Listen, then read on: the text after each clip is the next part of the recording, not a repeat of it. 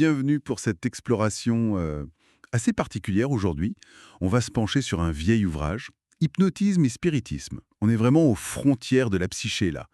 L'idée, c'est de regarder un peu les liens, parfois troubles, qu'on faisait à l'époque, entre l'hypnose, l'hystérie, et puis tous ces phénomènes dits spirit. On va pas mal parler d'Uzia Papaladino, ce cas célèbre. Ce qui est curieux, c'est de voir comment des scientifiques, a priori rigoureux, ont pu être bousculés, voire convaincus par les trucs qui semblaient juste inexplicables. Alors, on y va, on déballe tout ça. Oui, tout à fait. Et le livre met le doigt sur un point essentiel dès le départ. C'est super difficile d'étudier la croyance avec les outils de la connaissance, quoi. L'auteur s'étonne lui-même de voir des savants, pourtant habitués aux paillasses de laboratoire, montrer une crédulité assez surprenante face à ça. On sortait clairement du champ scientifique pur et dur. D'accord, alors, commençons par ce que l'auteur dit sur l'hypnose et l'hystérie. Il décrit des choses assez, déroutantes. Par exemple, les transferts de sens, genre voir avec la main ou sentir des odeurs avec le pied. Il donne le cas d'une certaine mademoiselle C, S, chez qui ça serait arrivé après des crises. Ça parlait dingue, non? Ah oui, ça heurte notre vision classique des sens, c'est sûr. Il parle aussi beaucoup de transmission de pensée, la télépathie. Il dit que c'était particulièrement fort chez les sujets hypnotisés ou ceux qu'il appelle névropathes. Des histoires de deviner des cartes, des noms, ou même de ressentir à distance un événement grave, comme cet incendie du théâtre Costandi.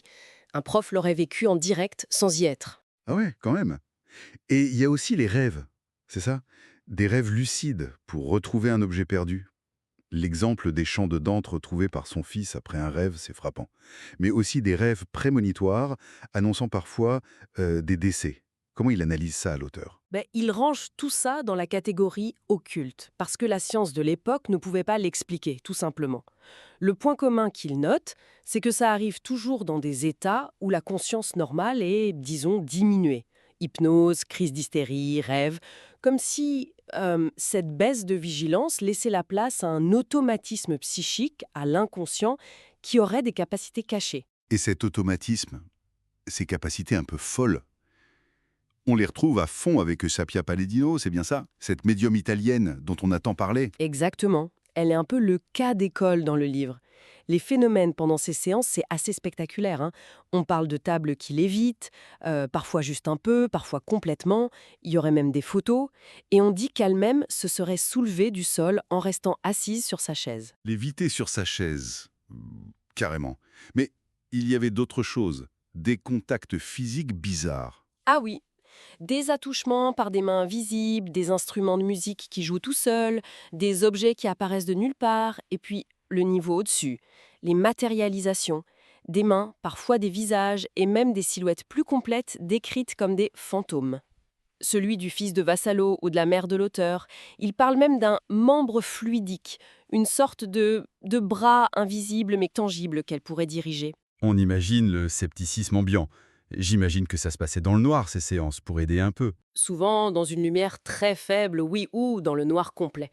Ce qui, évidemment, nourrissait les accusations de tricherie. Mais attention, il y a aussi eu des tentatives pour observer en pleine lumière. Ce qui revient toujours, par contre, c'est le lien que l'auteur fait entre ces dons médiumniques et un état pathologique. Eusapia est constamment décrite comme hystérique, névropathe.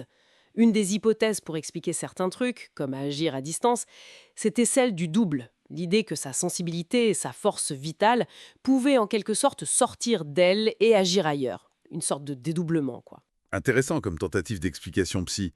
Mais est-ce que ça suffisait, cette histoire de double? Il y a des faits rapportés qui semblent différents, non? Comme s'il y avait une autre volonté en jeu?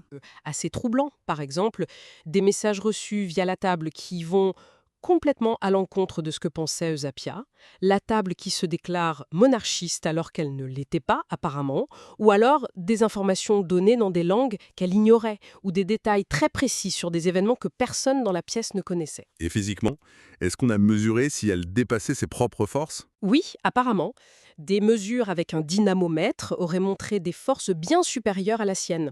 Et surtout, le fait que plusieurs phénomènes complexes se produisent en même temps à différents endroits de la pièce. Ça semblait difficile à attribuer à une seule personne, même avec des capacités étranges. D'accord.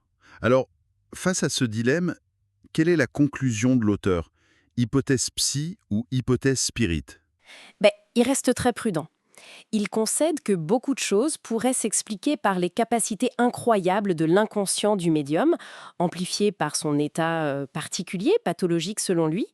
Mais pour certains faits, les prophéties qui se réalisent, les matérialisations très complexes, les connaissances impossibles à avoir, il trouve que l'hypothèse spirit, donc l'intervention d'esprit de défunt, eh bien, elle est difficile à balayer complètement.